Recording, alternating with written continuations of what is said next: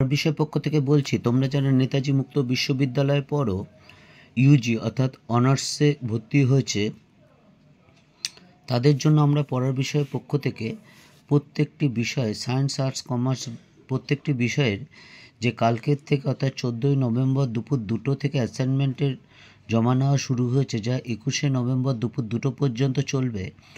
আমরা পড়ার বিষয়ের পক্ষ থেকে বিভিন্ন অ্যাসাইনমেন্টের উত্তর একেবারে সঠিক দেব। কাজেই তোমরা যদি 10টি উত্তর সঠিক করো তাহলে তোমরা অ্যাসাইনমেন্টে 20 পাবে, এবং তাহলে তোমাদের পাশ করা অনেক সোজা হয়ে যাবে, এবং যারা ভালো রেজাল্ট করতে চাও ভালো রেজাল্ট করাও সোজা হবে, তুলনামূলকভাবে সহজ হবে। কাজেই বলছি পড়ার বিষয় পক্ষ থেকে যে তোমরা আমাদের একটা ভিডিও দেখে সাবমিট করে দেখো, এবং তোমরা সাবমিট করার আগে নিশ্চয়ই তোমরা টোটাল মার্কসটা কত পেয়েছো দেখতে পাবে। যদি 20 পাও, অর্থাৎ 10টা উত্তরে প্রত্যেকটাতে 2 নম্বর করে আছে, তাহলে 20 পাও, তাহলেই কিন্তু তোমরা আমার পরের বিষয় চ্যানেলটি সাবস্ক্রাইব করো এবং বেল আইকন টিপে রেখো, কারণ আমরা কিন্তু কিছুদিনের মধ্যেই তোমাদের বিভিন্ন বিষয়ে অ্যাসাইনমেন্টের উত্তর নিয়ে চলে আসবো সবগুলো সাবজেক্টে। কাজেই আর কথা না বাড়িয়ে ভিডিওটা বড় না করে চলো শুরু করি। আমরা এখন নেতাজি মুক্ত বিশ্ববিদ্যালয়ের ইউজি অর্থাৎ হিস্ট্রি অনার্সের জিই HI 11 এর অ্যাসাইনমেন্টের একেবারে 10টা সঠিক উত্তর নিয়ে হাজির হয়েছি। তা চলো শুরু করি। প্রথমটা দেখো, শশাঙ্কের উপাস্য দেবতা ছিলেন শিব। দ্বিতীয়টা দেখো, নিচের বক্তব্যগুলির মূল্যায়ন করো। বিবৃতি, এই প্যাটার্নটা ছিল না, এবার 11 থেকে এরকম নতুন এসেছে। যাই হোক, নিচের বক্তব্যগুলির মূল্যায়ন করুন। বিবৃতি, শশাঙ্কের মৃত্যুর পরবর্তী ও পালদের উত্থানের মধ্যবর্তী কালপর্বের বাংলার পরিস্থিতি মার্শন্যায় রূপে চিহ্নিত। এখানে আমরা কোনোটাই বড় সবগুলো লিখিনি, কারণ বুঝতেই পারছো সময়ের একটা ব্যাপার আছে, কারণ অনেক অ্যাসাইনমেন্ট এখন চলে আসছে, লিখে করতে হচ্ছে, কাজেই বুঝতেই পারছো।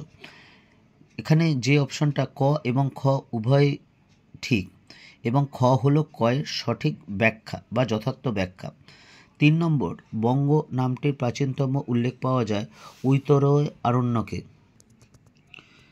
4 নম্বরটা দেখো, নিম্নলিখিত কোন জোড়াটি সঠিক নয়। এখানে 4টে অপশন জোড়া আছে, বাকি 3টে জোড়াই সঠিক। একমাত্র বুধগুপ্তের সাথে প্রয়াগ প্রশস্তির যে জোড়াটা থাকবে সেই উত্তরটা কিন্তু সঠিক না, কাজে এই উত্তরটা কিন্তু তোমরা দিও।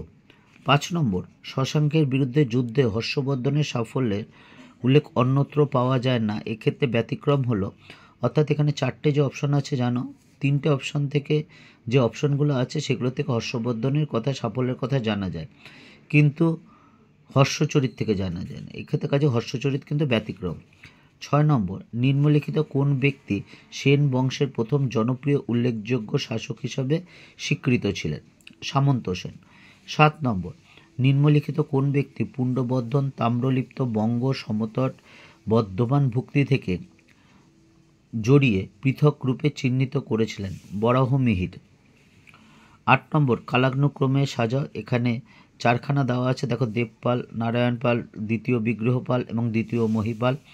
এটার উত্তরটা পরপরই আছে, অর্থাৎ প্রথমেরটা অর্থাৎ দেবপাল প্রথম, নারায়ণ পাল দ্বিতীয়, দ্বিতীয় বিগ্রহপাল তৃতীয় এবং দ্বিতীয় মহিপাল চতুর্থ। দেখো 9 নম্বর কোশ্চেনটা, আলেকজান্ডারের ভারত অভিযানকালে গঙ্গা বিরোধী অঞ্চলের শাসক ছিলেন ধননন্দ। 10 নম্বরে এবং লাস্ট কোশ্চেন, দেবপালের শাসনকালে রাষ্ট্রকূট শক্তির নেতৃত্বে ছিলেন অমোঘবর্ষ। এই হলো তোমাদের যারা হিস্ট্রি অনার্স নিয়ে পড়ছো নেতাজি মুক্ত বিশ্ববিদ্যালয়, যেদের পেপার GEHI 11 আছে, তাদের অ্যাসাইনমেন্টের একেবারে 10টি সঠিক উত্তর। এবং এই সঠিক উত্তর দেখে, অর্থাৎ পড়ার বিষয় চ্যানেল থেকে যদি তোমরা উত্তর দাও, তোমাদের যে 20তে 20 অবশ্যই পাবে, তাহলে তোমাদের কিন্তু পাশ করা তুলনামূলকভাবে সোজা হবে এবং ভালো নাম্বার পাওয়া সোজা হবে।